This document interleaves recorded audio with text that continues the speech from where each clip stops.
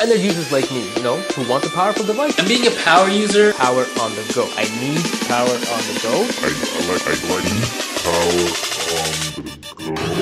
go.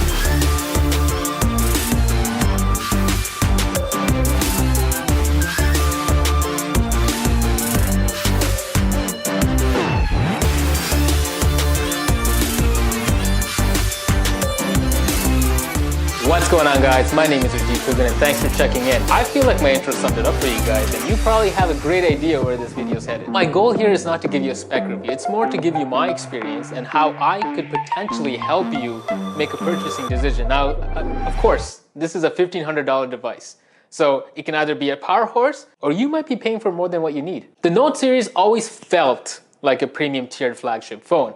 But the problem with that was it came with a bunch of internals that, got mixed up with a bunch of software that made everything just too complicated or overwhelming. I don't get that from this phone. And to be honest, that's why I feel like this might be the best Android phone of the year. Hear me out. Like, from the beautiful edge-to-edge screen and the curved metal feel, full glass body, what you're looking at here is what you call like the BMW M series of a smartphone. And just to touch on the few upgrades, the hardware does support the latest tech. So we do got like 6 gigs of RAM in here. We do have a Snapdragon 845, and we also have an 128 memory slot. So this comes pretty equipped and ready to go. But the biggest notable hardware upgrade here would be the advanced cooling system that obviously is supposed to do a bunch of crazy things inside to keep it cool, so that when you're playing video games or when you're doing crazy photo shoots outside, you're pretty much set to go and it's not going to overheat, even though it slightly does.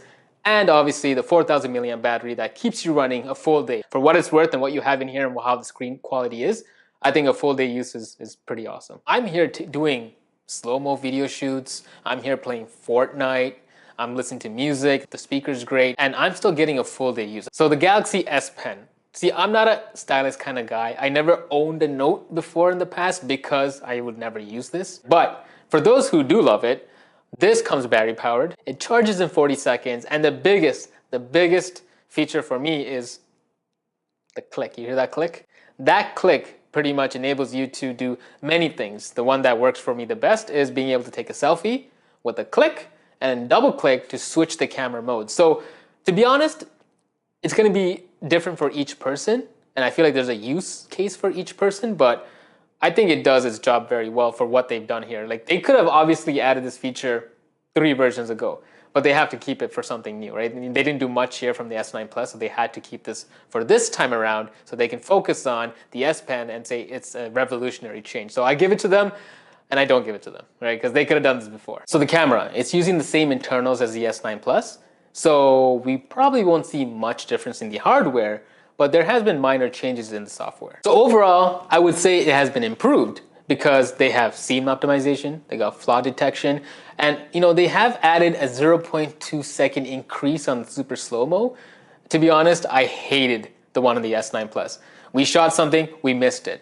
I actually had a better chance in getting the shot I wanted in this one. So, you got to give it to them. They actually did enhance it, not from a hardware standpoint, more from a software standpoint. So even though I'm saying it's great, there's one feature they still need to improve on, and that's the live portrait. I have no idea why they can't get it right.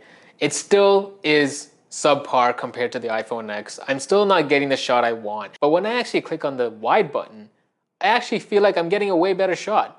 So I don't know, I'm still indifferent about this. I feel like they still haven't enhanced that portion yet, and they still need to put a bit more software upgrades to it. So if you guys are about the portrait mode, don't be excited, this is not your phone. I know I kind of said the screen is amazing.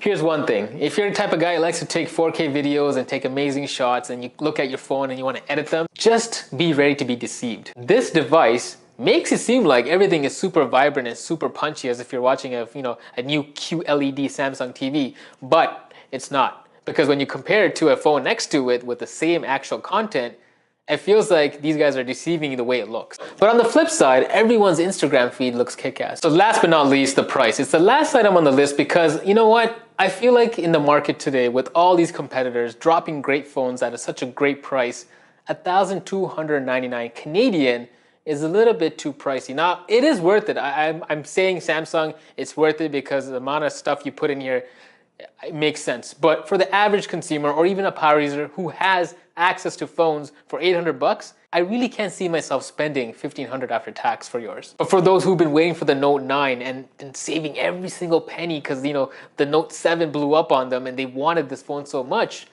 it's like, geez, am I really gonna spend $1,500 on a phone? It's all up to you guys. Get it if you need it. Like, that's what it is. Like, sometimes you just don't buy phones for the sake of it, like Rajeev over here, you know? You buy if you need it. So I hope this helped you guys. I hope I've made a little bit of a change in your purchasing decision. Maybe you get the Note 9 and you shoot a comment below and say, hey Rajeev, you are right, this phone was great and I spent the best $1,500 of my life. And now I'm eating Kraft dinner.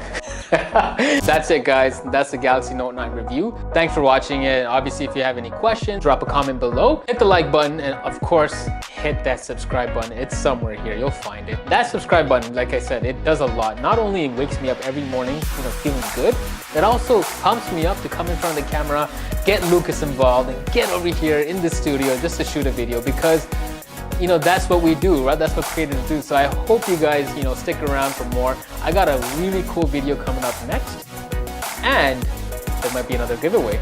See you guys next time.